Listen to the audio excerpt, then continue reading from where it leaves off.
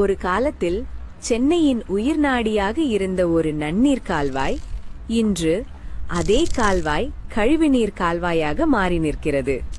அதுதான் பக்கிங்ஹாம் கால்வாய். 1801ஆம் ஆண்டு, இதிலிருந்து 217 ஆண்டுகளுக்கு முன்பு டிசம்பர் 1ஆம் தேதி இந்த கால்வாயை வெட்ட ஆங்கிலேய அரசு டெண்டர் விட்டது. சென்னையிலிருந்து 800 வரை நீர்வழி போக்குவரத்தை எளிதாக்க வேண்டும் என்பதே இந்த கால்வாய் உருமானதற்கான முக்கிய காரணம். அந்த காலத்தில் சென்னைக்கு வடக்கு பகுதிகளிலிருந்து நெல், விறகு, கருவாடு, உப்பு போன்ற அத்தியாவசிய பொருட்கள் மாட்டு வண்டியும் படகுகளும் மூலமாகவே நகரத்திற்குள் வந்தன.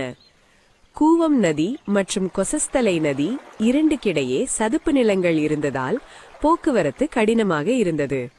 1782ஆம் ஆண்டு ஸ்டீஃபன் பாப்ஹாம் என்பவர் இந்த இரண்டு நதிகளையும் ஒரு கால்வாயால் இணைத்தால் சென்னையிலிருந்து 800க்கு படகிலேயே செல்லலாம் என்று யோசனை தெரிவித்தார்.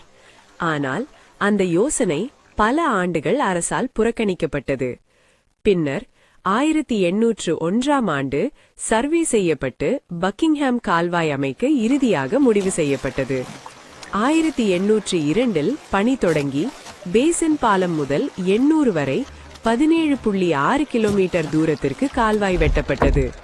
அதனைத் தொடர்ந்து புலிக்காடு ஏரி வரை இரண்டாவது கால்வாயும் 1806க்குள் முடிக்கப்பட்டது.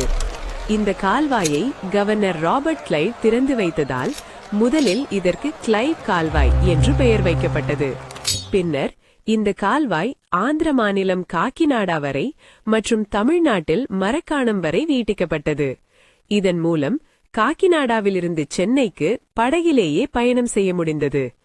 1876ஆம் ஆண்டு ஏற்பட்ட பெரும் பஞ்சத்தின் போது அப்போது கவர்னராக இருந்த பக்கிங்ஹாம் மக்களுக்கு உணவு வழங்க கூவம் முதல் அடையாறு வரை கால்வாய் அமைக்க உத்தரவிட்டார். இந்த இணைப்புக்கு பிறகே முழு கால்வாயும் பக்கிங்ஹாம் கால்வாய் என்று அழைக்கப்பட்டது. ஒரு காலத்தில் இந்த கால்வாயில் 2500க்கும் மேற்பட்ட படகுகள் பயணித்தன. 1970க்கு பிறகு சாலை போக்குவரத்து வளர்ந்ததும் இந்த வரலாற்று சிறப்பு மிக்க கால்வாய் மெதுவாக புறக்கணிக்கப்பட்டது.